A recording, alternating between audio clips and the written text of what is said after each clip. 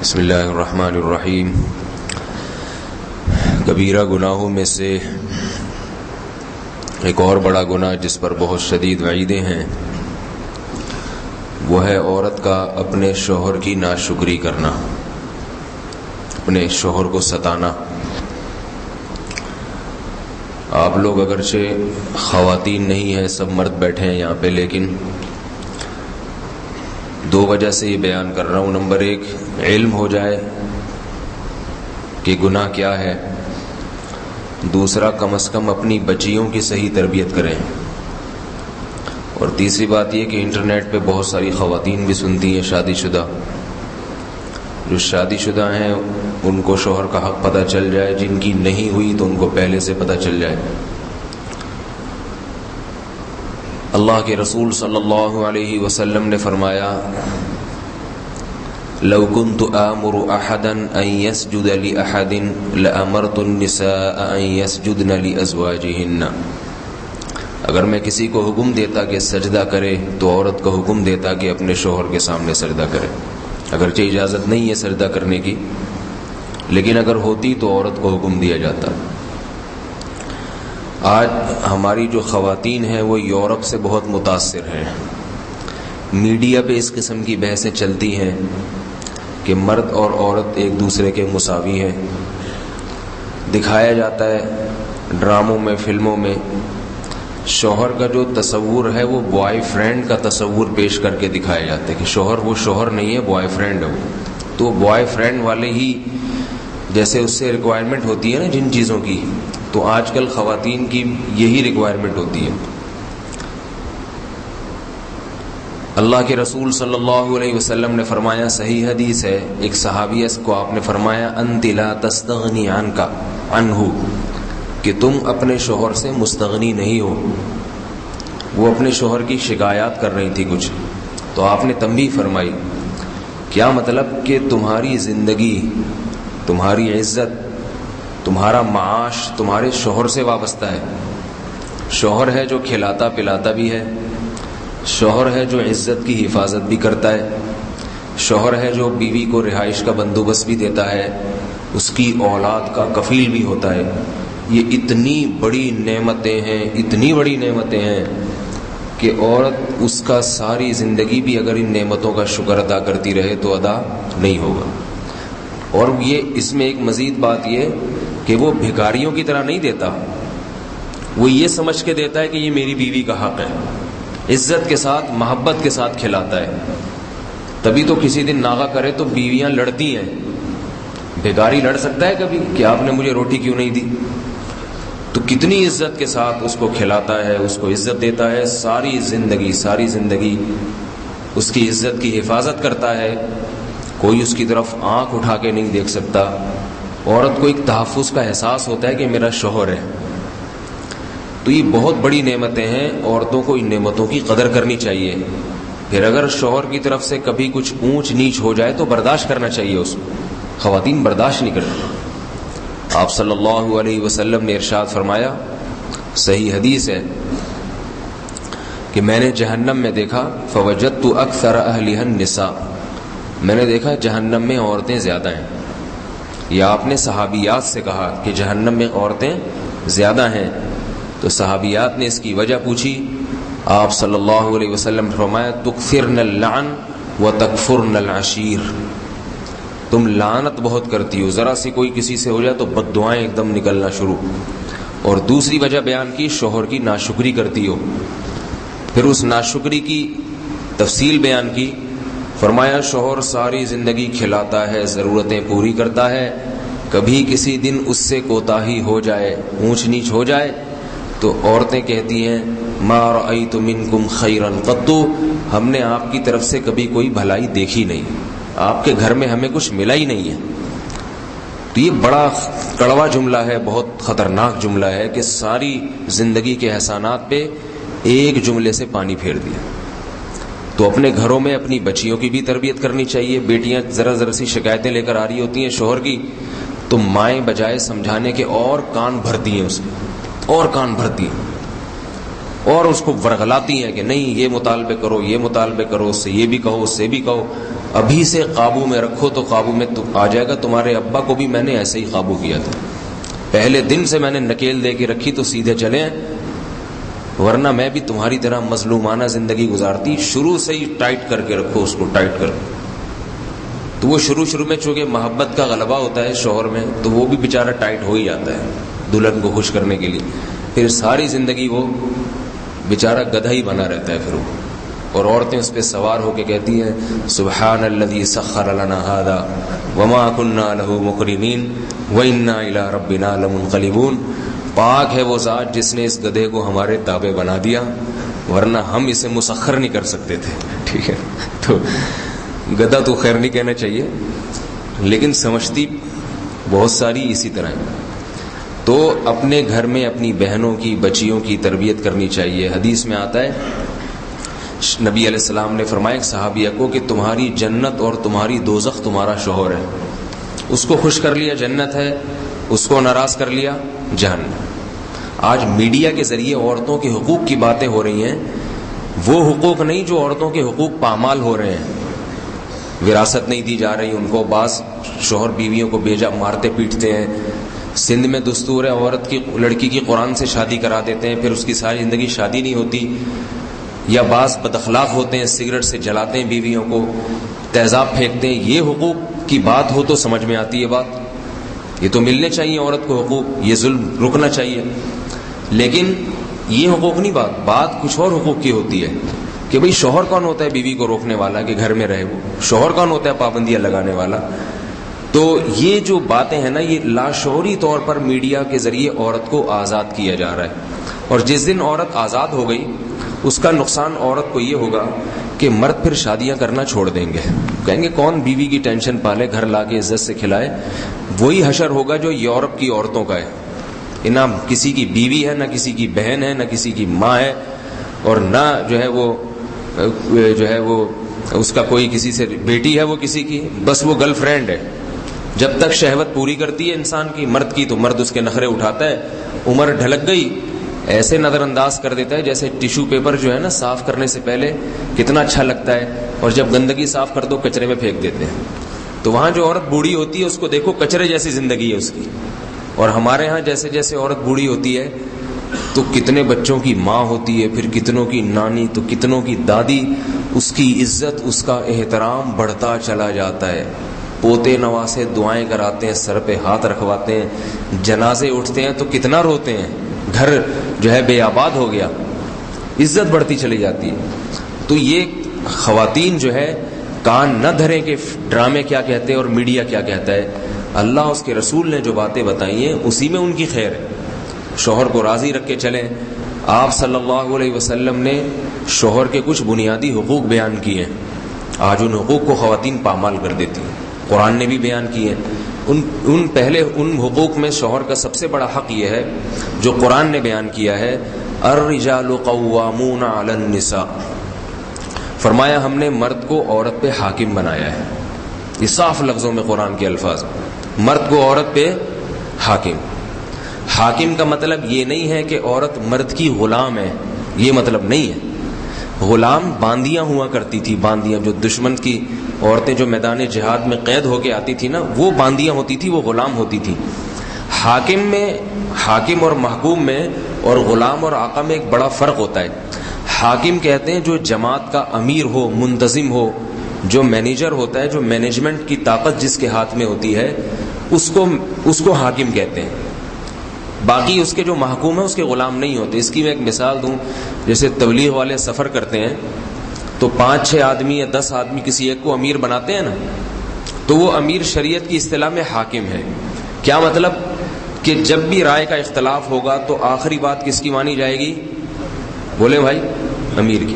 اب یہ نہیں کہ وہ امیر ان کا مالک بن چکا ہے اور وہ یہ سارے اس کے غلام ہیں اور اس کے سامنے بس سر جھکا کے ہر وقت بیٹھے رہیں گے. یہ سارے اپنے سارے کام کریں گے، لیکن جب بھی کوئی کام طے ہوگا تو ہر وہ کام جس میں اختلاف رائے کی ایک سبیل نکلتی ہو، تو اس میں آخری بات کس کی ہوتی ہے؟ امیر. سب کو ماننا پڑے گا، بس اب امیر ہے تو اس کی مانو. اور جو امیر ہوتا ہے تو اس کا ذرا اکرام دوسروں سے زیادہ ہوتا ہے، کیونکہ وہ امیر ہے، کیونکہ اکرام نہیں کریں گے تو پھر اس کی بات کی اہمیت نہیں دل میں آئے گی، وہ ذلیل ہو جائے گا تو جو گھٹیا کمتر ہو جاتا ہے اس کی اہمیت نہیں رہتی دل میں. تو امیر تو جب بھی کسی بات میں اختلاف ہوگا، یہاں تک کہ یہ تک مشورے ہوتے ہیں آج کھانے میں کیا پکے گا بھائی، متکلم کون ہوگا. اگر امیر نہ ہوتا تو میں کہہ رہا بھائی یہ متکلم ہوگا وغیرہ نہیں، یہ ہوگا وغیرہ یہ ہوگا، تو کیسے فیصلہ کریں گے کون ہوگا؟ متکلم پہ ہی لڑتے رہیں گے. 4 مہینے کی جماعت 4 مہینے لڑتی رہے گی اور ایک گشت بھی نہیں ہو سکے گا کہ متکلم کون ہوگا. تو شریعت کا ایک اصول ہے کہ جب بھی سفر میں نکلو کسی ایک کو امیر بناؤ، پھر اس کی اطاعت کرو تاکہ اختلافات ختم ہو جائیں. تو میاں بیوی کی جو زندگی ہے اس میں بہت سارے پہلو پہلے دن سے آتے ہیں کہ جس میں دونوں کی رائے میں اختلاف ہوتا ہے. شوہر کی ایک رائے ہوتی ہے، بیوی کی دوسری رائے ہوتی ہے. تو اب اگر کسی ایک کو ذمہ دار نہ بنایا جاتا، امیر نہ بنایا جاتا، تو جھگڑے ہوتے، طلاقیں ہوتی، کھینچا تانی ہوتی. وہ کہتا ہے میری، وہ کہتا ہے میں وہ کہتا ہے میری چلے گی، وہ کہتی میری چلے گی. تو اللہ نے یہ فیصلہ حل کر دیا، فرمایا کس کی چلے گی؟ بتائیں بھائی، آپ تو بیویاں موجود نہیں ہیں کسی کی، سننی نہیں، سب بول دیں تاکہ کسی کا پتہ نہ چلے کس نے بولا ہے.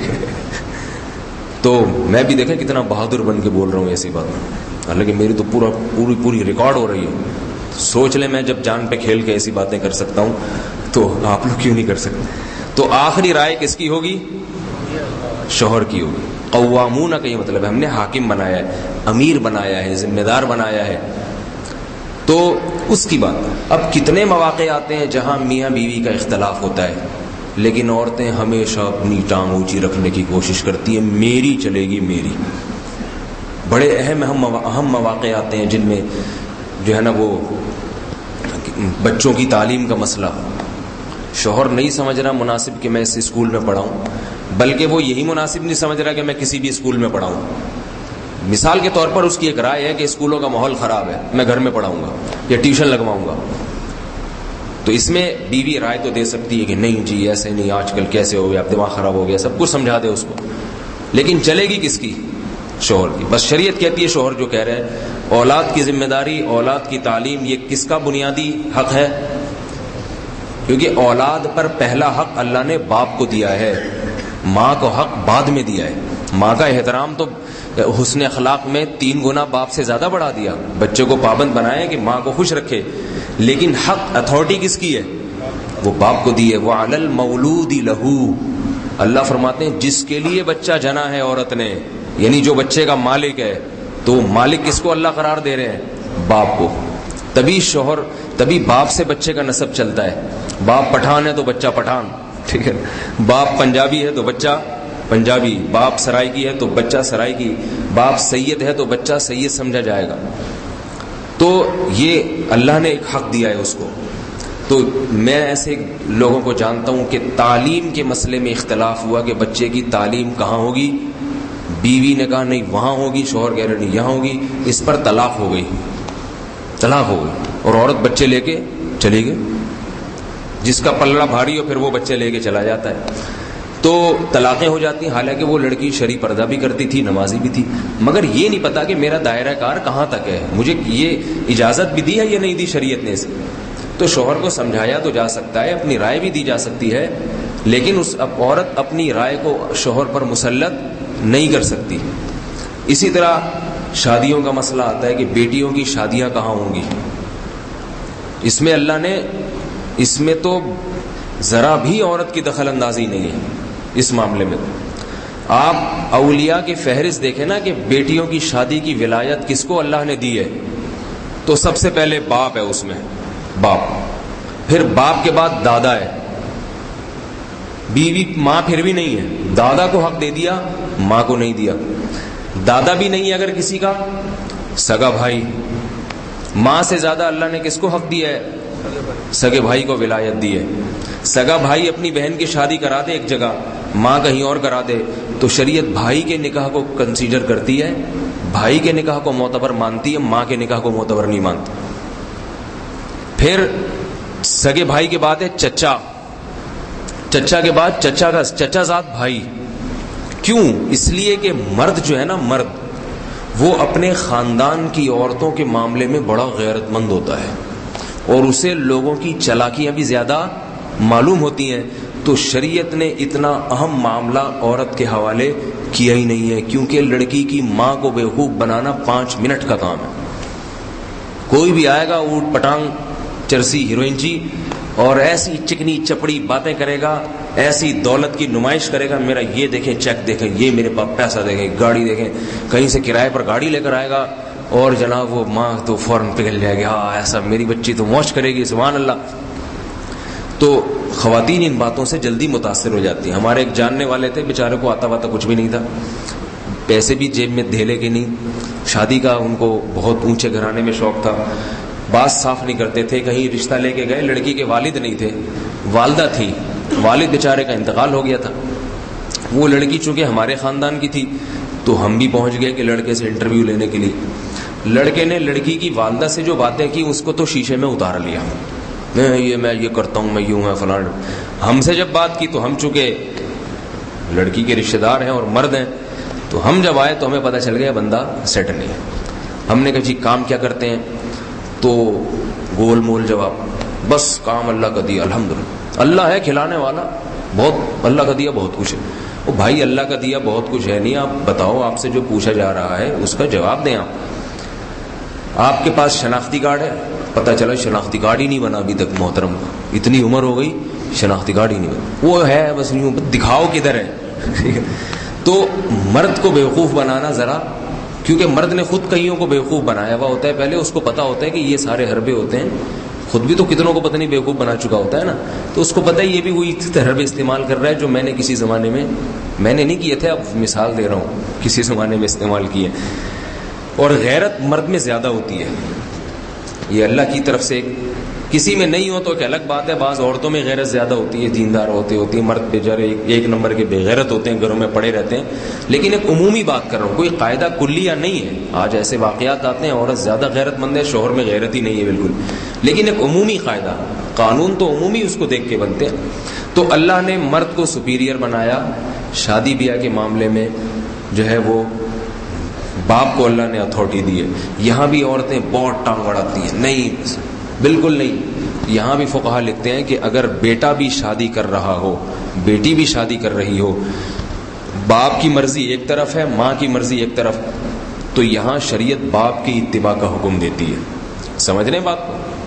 اور دوسری باپوں سے بھی گزارش ہے کہ ان معاملات میں خود دلچسپی لیا کریں۔ بعض لوگوں نے یہ اہم معاملات اپنی بیویوں کے سپرد کر دی، وہاں آپ جیسا کریں، بس خود بالکل غور ہی نہیں کرتے۔ تو مشورہ لینا اس سے یا اس کے وہ تو ٹھیک ہے، فیصلہ مرد کا ہونا چاہیے، اور عورت پر پھر لازم ہے کہ وہ اپنے شوہر کے فیصلے کو تسلیم کرے۔ یہ ایک بنیادی حق۔ یہ حق اللہ نے کیوں دیا، اس کی اللہ نے وجہ بھی بیان کی ہے۔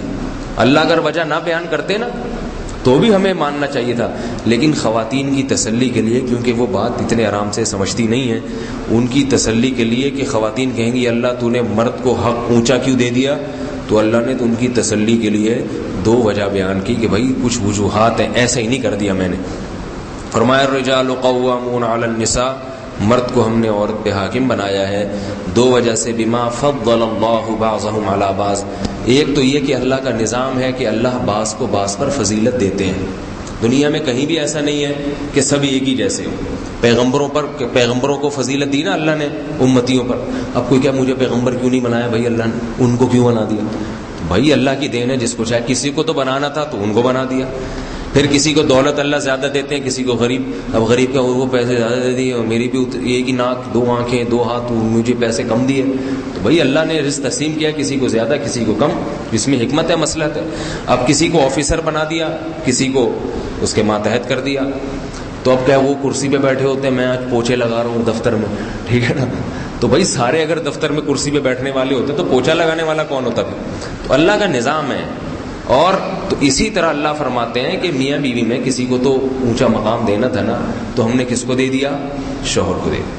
اور یہ اللہ نے ایسے ہی نہیں دیا، اس میں صلاحیت ہے، اس میں وہ مرد ہے۔ الٹا ہو جاتا نا معاملہ تو پوری آوے کا آوا بگڑ جاتا، پھر مرد رخصت ہو کے گھر سے جا رہے ہوتے، بیویاں طلاق دے رہی ہوتی، اور بھی پتہ نہیں کیا کیا ہو رہا ہوتا، تو عجیب سا نظام بن جاتا ہے اس میں۔ اور دوسری وجہ اللہ یہ بیان کرتے ہیں وَبِمَا أَنفَقُوا مِنْ أَمْوَالِهِمْ، بیوی کی کھلائی پلائی اور ضروری خرچوں کی ذمہ داری ہم نے مرد کے کندھوں پہ ڈالی ہے۔ تو تو جس کے ہاتھ کو اونچا رکھا ہے، جس پہ ذمہ داریاں ڈالی گئی ہیں، تو اس کو کچھ پروٹوکول بھی تو، بینیفٹس بھی تو دیے جائیں گے، نہیں دیے جائیں گے؟ عورت کا کام ہے شوہر کی آمدن سے کھانا، اور شوہر کا کام ہے کھلانا. تو جو کھلا رہا ہے اگر اس کی گھر میں نہیں چلے گی تو کھلانا چھوڑ دے گا، وہ چھوڑ کے چلا جائے گا. بولے کھلا میں رہا ہوں، بجلی کا بل میں بھر رہا ہوں، گیس کا بل میں بھر رہا ہوں، مکان کا کرایہ میں دے رہا ہوں، بچوں کی فیس ہے میں بھر رہا ہوں، چلتی میری اس گھر میں ایک بھی نہیں ہے. آج کل یہی تو شکایتیں آتی ہیں میرے پاس، شوہر بیچارے ستائے ہوئے آتے ہیں، حضرت بل بھی میں بھر رہا ہوں، گیس بھی میں دے رہا ہوں، اور کرایہ بھی میں دے رہا ہوں، بچوں کی فیسیں بھی میں بھر رہا ہوں، بیگم پھر بھی نہیں مانتی. تو ایسے ایسے ستائے ہوئے ہیں کہ اللہ کی پناہ. تو یہ کبیرہ گناہ ہے عورت اگر پھر بھی نہ مانے. پھر اللہ پوچھے گا. اگر شوہر تو بیچارہ مظلوم اتنے سیدھے بھی نہیں ہوتے، بڑے ٹیڑھے ٹیڑھے بھی ہوتے ہیں کہ آپ لوگ خوش ہو رہے ہو، عام طور پر بیچارے مظلوم ہوتے ہیں، تو وہ نہیں، اللہ پوچھے گا پھر ایسی عورت، وہ جنت میں نہیں جا سکتی. تو اللہ نے اس کی وجہ بیان کی. تو پہلا بنیادی حق شوہر کا کیا بتایا کہ جہاں رائے میں اختلاف ہوگا تو کس کی بات چلے گی؟ شوہر کی. ہاں شوہر ہی کبھی اپنی رائے سے دستبردار ہو جائے بیوی کے دل خوش کرنے کے لیے تو یہ ایک اخلاق کی بات ہے، اس کو ایسا کرنا چاہیے، ہر جگہ اپنی ٹھونسنی نہیں چاہیے. لیکن اگر وہ ٹھونستا بھی ہے تو عورت کو ماننا پڑے گا اس کی بات. دوسرا بنیادی حق اللہ نے شوہر کا یہ بتایا ہے کہ عورت شوہر کی اجازت کے بغیر گھر سے باہر نہیں جا سکتی، بالکل نہیں جا سکتی. آج ذرا سی بات پہ عورتیں ناراض ہو کے اپنے ماں باپ کے گھر بیٹھ جاتی ہیں. جب فون کر رہا ہے موبائل بند کر دیا، بلا رہا ہے تو نہیں. مسئلہ کیا ہے کہ وہ ایک چبھتا ہوا جملہ کہہ دیا تھا، یہ کہہ دیا تھا، وہ کہہ دیا تھا. میرے پاس جب بھی میاں بیوی کے کیس آتے ہیں نا، لڑکی والے جب بھی آتے ہیں کہ زیادتی ہو گئی، ظلم ہو گیا ہمارے شوہر میں، ہمارے داماد نے شوہر نہیں کر دیا، میں ان سے 3 سوال پوچھتا ہوں. روٹی پانی کا خرچہ اٹھا رہا ہے نہیں اٹھا رہا؟ کھانا کھلاتا ہے مناسب کھانا، یہ نہیں کہ سوکھی روٹیاں کھلا رہا ہوں، جو ایک عرف میں کھانا چل رہا ہے، کبھی دال کبھی گوشت کبھی سبزی، کھلا رہا ہے نہیں کھلا رہا؟ ہاں جی وہ تو کھلا رہا ہے. رہائش کا انتظام کیا ہوا ہے اس نے؟ ہاں جی رہائش کا بھی ہے. تو رات گھر گزارتا ہے، یہ وقت ہے نا، اتنا تو حق ہے کہ رات کم از کم بیوی کے پاس، چلو دن ہو گیا دوستوں کے پاس، تو رات بیوی کے پاس گزارنا ضروری ہے. رات گزارتا ہے، ہاں وہ تو ہو جاتا ہے بس. اب باقی جو وہ کر رہا ہے وہ غریبی ہے. اب باقی چیزوں کی وجہ سے طلاق کے مطالبے کرنا، گھر جا کے بیٹھ جانا، اس کا مطلب آپ کی بچی میں خرابی ہے. آج کل دنیا کی محبت ہے نا، تو خواتین چاہتی ہیں کہ سارے مزے دنیا میں ہی اڑا لیں. یہ شوہر کا پھر حسن اخلاق ہے کہ وہ ہوٹلوں پہ کھانے بھی کھلاتا ہے، آپ کو لے جا کے تفریح بھی کراتا ہے. یہ اس کی طرف سے غریبیاں ہیں، ہونی چاہیے، حسن اخلاق کا تقاضا ہے. لیکن یہ نہیں کرتا اگر وہ، تو پھر یہ نہیں ہے کہ عورت ناک منہ چڑھانا شروع کر دے، میں کیسا آدمی خوش کا مل گیا، اور جناب یہ تو برگر نہیں کھلاتا، اور یہ نہیں کرتا، اور یوں نہیں کرتا. یہ سب پھر فضول باتیں ہیں. عورت کو ان باتوں پہ نہ طلاق کا حق ہے، نہ روٹھ کے اپنے ماں باپ.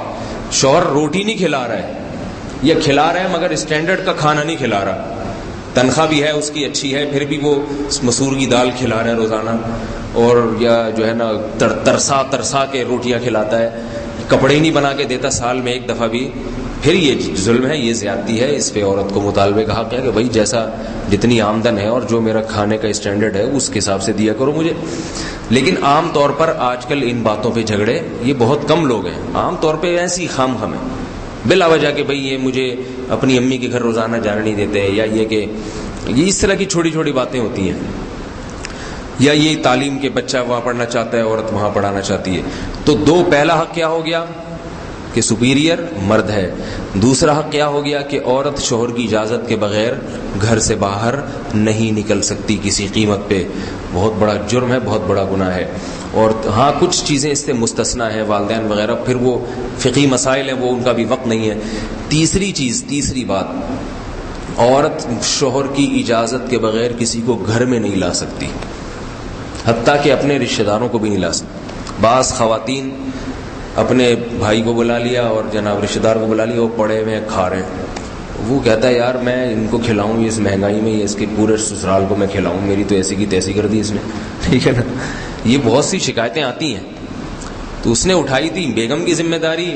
سالے بھی آئے ہوئے ہیں، سالیوں سے تو وہ خوش ہوتا ہے، سالے سے تو تھوڑی خوش ہوگا.